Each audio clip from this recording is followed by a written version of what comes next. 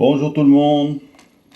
Alors je commence par la fin à propos de câbles. C'est-à-dire, je fais comme avec la réflexion sur les selfs. C'est pas parce que vous avez mettez des grosses selfs que vous allez améliorer les choses. Donc, je vais vous expliquer après pourquoi je dis ça. Alors, nanana. Voilà. Alors, on observe une modification de la courbe de réponse discutée à ces fréquences, le temps de montée augmente, ce qui diminue le facteur d'amortissement de l'amplificateur. Cet effet sont notables dans le registre grave. Alors, pourquoi je dis ça? Alors, je vais vous expliquer tout de suite. Alors, pensez au facteur d'amortissement. C'est ce qui est le plus important. Alors, voilà ce qu'on a communément l'habitude de dire. Voilà. Donc, sur la marque Cobra, enfin sur une de ces pages. Alors, son plus doux et rond avec un brin plus fin. Nerveux avec un brin plus gros. Bon, ça, je l'accorde. Hein. C'est ce que j'ai remarqué aussi. Alors, plus il est gros, moins le câble d'enceinte oppose de résistance au passage du courant. Et meilleur est le résultat. Ah ben alors là, je peux vous dire que, en fin de compte, pour ce qu'on appelle tout ce qui est haut-parleur haut rendement, c'est l'inverse. En fin de compte, moi je viens de faire l'expérience. Mais j'ai de meilleurs résultats avec ce câble de 1 mm² que avec ce câble de 2,5².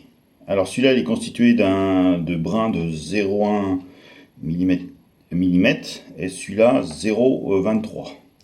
Ah, même s'il est émaillé. Alors, dans le coup, celui-là, il a plus de définition, plus de grave, c'est ça qui est surprenant, j'ai plus de grave, et celui-là, il est plus doux et moins de définition. Voilà. Alors, qu'est-ce qui s'est passé? Eh bien, avec ce câble-là, en fin de compte, j'ai amélioré l'amortissement de mon haut-parleur. Donc, finalement, on en revient un peu pour les CEF, c'est-à-dire, c'est pas parce que vous allez mettre des fils beaucoup plus gros, comme ils disent, hein. Ça c'est du courant, hein. Ça c'est, on va dire, c'est un peu binaire. C'est un peu binaire, on va dire. Ça c'est de l'électricien de base, quoi, hein, je veux dire. C'est ce qu'on apprend en électricité.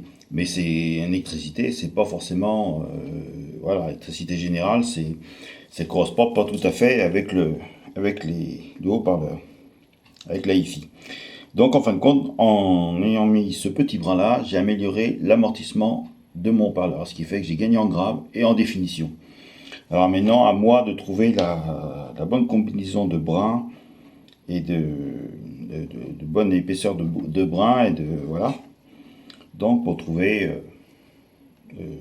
un entre-deux, quoi. Et voilà. Alors maintenant,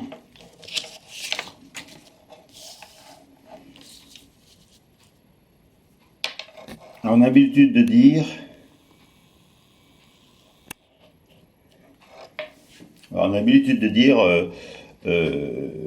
comme il y a marqué, qu'en audio, voilà, le fil de lisse, en audio, ça sert à rien, donc c'est ce qui marque ouvertement. Sauf que l'avantage d'un fil de lisse par rapport à un fil multibrin comme ça, qui n'est pas isolé, des fils qui ne sont pas isolés, c'est qu'il y a moins de micro-décharges, ce qu'on appelle des micro-décharges entre les fils, des micros, voilà, des petits arcs électriques.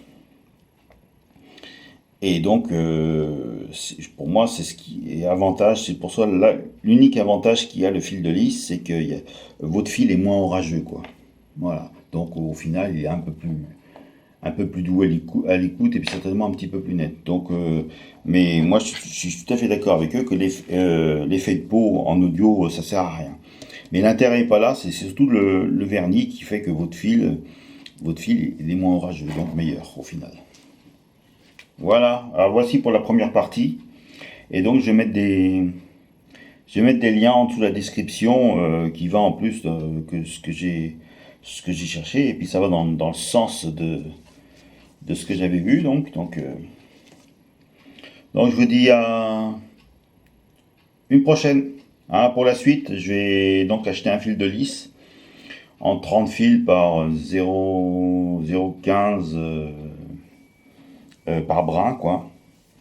Donc voilà, je vous dis à une prochaine pour la suite. Et puis voilà, quoi. Hein, c'est pas évident de faire une vidéo. Bon, hein, j'ai fait comme j'ai pu. Allez, à plus.